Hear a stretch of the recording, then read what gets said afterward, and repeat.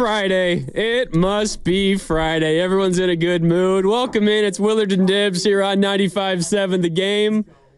Goo and Evan heading out, getting ready to head to the Collie to see Ohtani. Maybe hit a couple of bombs. First the cafeteria. Get the win, though, A's. Then the Collie. Come on. Get the win, though, Yeah. A's. Beat the Dodgers. Not that it matters to the Giants, because Giants ain't catching the Dodgers this year, Dibs. No. They got a big game, though, today. Big series kicking off in Cincinnati. They do, and I wonder about that, and I kind of texted the show thread earlier today about how I'm going series to series. Like, if they win this series, okay, I'm still in.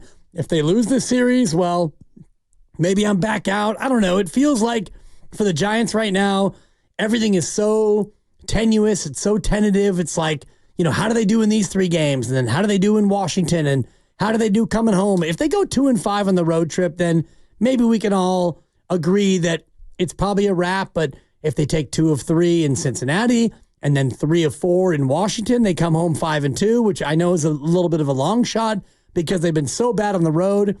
Feels to me, though, like everything for the Giants is really on that razor's edge of not only series to series, but game to game, because coming off of Logan Webb on, what would that be, Wednesday? Yeah, Wednesday. Wednesday's game, it felt Complete like game shutty. Yeah, exactly. And the offense was terrible, but who cares? You won a game. And so you won a game and you split that series, and now you feel like a little bit better than you did the day before. Yeah, no doubt. It's Giants-Reds. Today, Blake Snell on the bump. Maybe he gets his first win as a member of the Giants. It's hard to believe we're still talking about that, and it's August 2nd at this stage. Wow. But welcome into Willard and Dibs. No Willard this week. He's back on Monday. Maybe he's home listening to us right now. We don't blame him if he's not, though. It's Mark Grandi in for Mark Willard alongside Dan Dibley, as always, here on 95.7 The Game.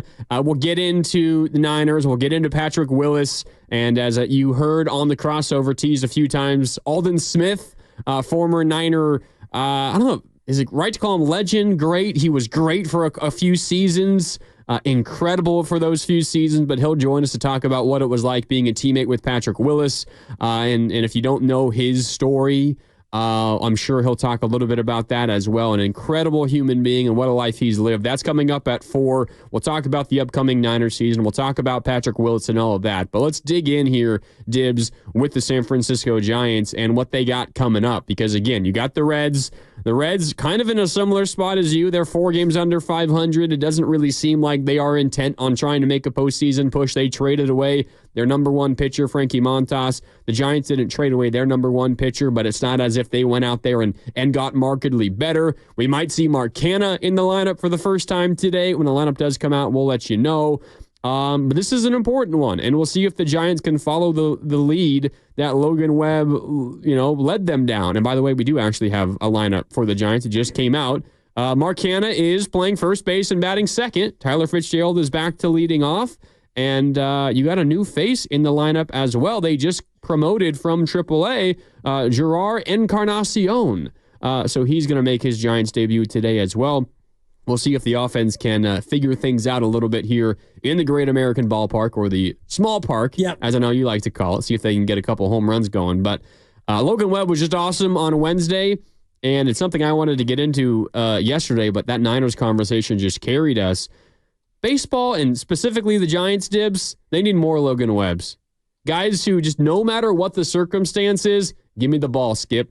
I'll go out there. I'll eat 7 innings for you. I'm at 95 pitches. Put me out there for the 8th. I'll take the 9th as well. What Bob Melvin said after the 8th inning on Wednesday, he didn't even go and talk to Logan Webb. He walked past him in the dugout, didn't say a single word because he knew Logan was ready, and he knew he was going to go out there, take the ball, and put up a 0. And it wasn't just like Melvin had a short leash on him. He said post-game, I'm going to keep Logan in there until he gives up a run or gets the 3rd out of the game. 3rd out of the inning and ends the game. That's the line here. A runner on base, he's staying in there. 2 runners on base, he's staying in there. Bases loaded, Logan's staying in there. And in this day and age, Dibs, of baseball, where you've got so many starting pitchers that don't even get to 5 innings, and that's what this Giants rotation has been at times this year, and even still is. You got a couple of youngsters who are approaching innings limits. You've got Blake Snell, who historically never even finishes 7 innings, rarely even finishes 6. You've got a guy in Robbie Ray who's coming off of Tommy John, Logan Webb is the only kind of old school pitcher the Giants have, and it's becoming a rare breed across baseball. So I just wanted to get that out. Baseball needs more Logan Webbs. The Giants need more Logan Webbs. If they had more Logan Webbs, they'd be a much better baseball team. But baseball doesn't have many Logan Webbs, and you mentioned it. What did he end up with, 106 pitches for the complete game shutout? So it's not like he was above 115, 120. And the way Logan throws, it's not that he's not going max effort, but he's not a guy humping it up there 98, 99 with a wipeout slider at 92 and a changeup at 84. And he pitches like the old pitchers used to. A little bit of Greg Maddux in his game.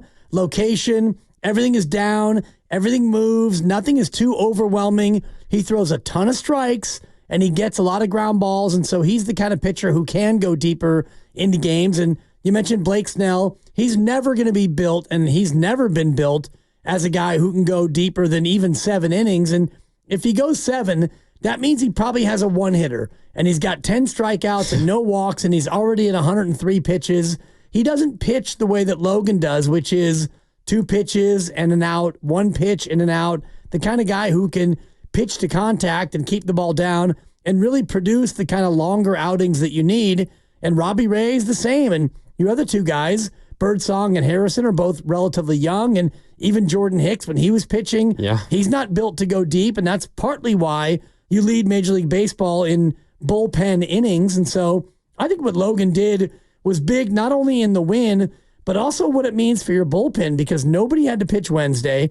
Nobody pitched yesterday. Yeah. So now you go into Cincinnati, where you would figure you probably will need some bullpen arms because it's a hitter-friendly park, and you got everybody fresh. I wouldn't expect Snell to go the distance, no doubt. He still can pitch really well, right? But even 6 innings maybe, and then over the weekend, and then so you got Friday, Saturday, Sunday, and I think you've got Monday, Tuesday, Wednesday, Thursday in Washington, and then Friday you come back here for Detroit.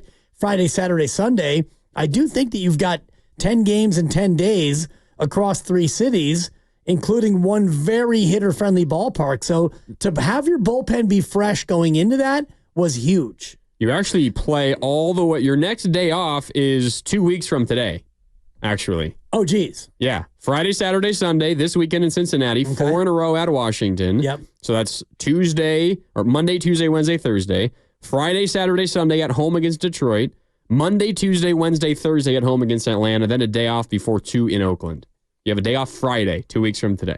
Okay. So that is 14 days, 14 games in 14 days. 14 days consecutive with games. In 3 cities. And, one of them, it starts out in a place where you would figure you're going to probably need some bullpen help because Cincinnati is a very hitter-friendly ballpark. And, Washington's not great offensively. They're one of the few teams to have fewer runs than the Giants this year. So you feel like maybe you could get into a couple of games there that are going to work out. And also the thing about the Cincinnati trip is there's weather in the forecast. So you may have a starter go 2 or 3 and there's a delay. That's a good point. And now that starter can't pitch anymore. And now you have to go to the bullpen earlier than you would have liked based on weather factors as well. So I do think that the Logan Webb outing was big for a number of different reasons. Yeah, you're right. And that the weather could be a factor. Maybe it interrupts the game in the 3rd inning and Blake Snell isn't able to go anymore. You got to cover a lot more, or maybe it happens Saturday or Sunday in this series. But regardless of how you feel about the Giants' chances and what you wanted them to do with the deadline or any of that, it's past the deadline. Nothing they can do about it now. It's go time. And you got to get some wins if you're going to make the postseason. And it starts now. You can't be losing any more games. Now we made a gigantic deal over the loss to the Oakland A's right after the trade deadline, but it was still a 5-1 homestand against 2 of the worst teams in baseball, Colorado and the Oakland A's, but 5-1. You can look at that as a whole as mission accomplished, a 5-1 homestand. Very, very nice, ultimately.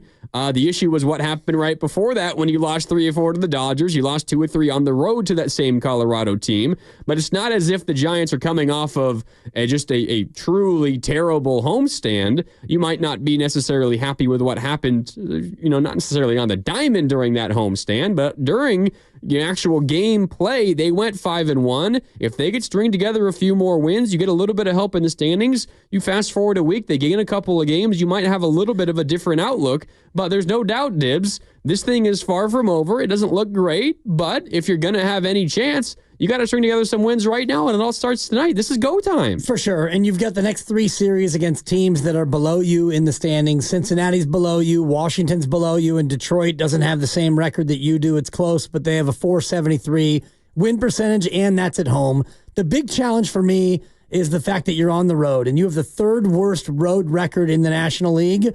And that's one that makes me scratch my head because it feels like you should be better than that on the road, yet you look at what they've been, and they're 21-33, and only Miami and Colorado are worse on the road than you are, and that's unacceptable. So if that doesn't change, then forget it. What are we even talking about? If you lose the series in Cincinnati and you even split in Washington and you come home 3-4 on this trip, well, then you're in a spot where you could start to really think about next year, I think. Yeah, this might be over relatively soon, but it's not over right now, no doubt. It doesn't have to be over relatively soon if you handle your business. If you struggle, yeah, then it could be over really soon. If you bottom out right now and you say on this road trip where you got 7 games, you go 2-5. Well, yeah. Okay, then it's over. Yeah, and if you go 4-3, which, maybe you take 2 of 3 in Cincinnati and then you split in Washington, not ideal because Washington's not great, but you come home 4-3. Well, now you're just a game below 500 and you're still kind of hanging around in that. Right now, before you look at the wild card standings, for me, your battle is with 500. Get to 500, and then we can talk about where you are relative to the wild card. Yeah, but if you're a Giants fan who's maybe been struggling with, I don't know, finding the motivation to sit down and watch games every night, I know I have at times this season, and I'm going to get into that a little bit more on the other side. Lock in for this road trip. I mean, there's a chance that the team struggles, and then it's basically all but over, and the only thing that matters at that point would be developing your young talent, seeing what you got with Luciano. Maybe you call Luis Matos back up and you figure things out. By the way, they DFA'd Derek Hill, who they just acquired. So he's a stopgap for like a week, just like every other transaction they make, a stopgap for 1 week. Yeah, congratulations. He hit a triple one time.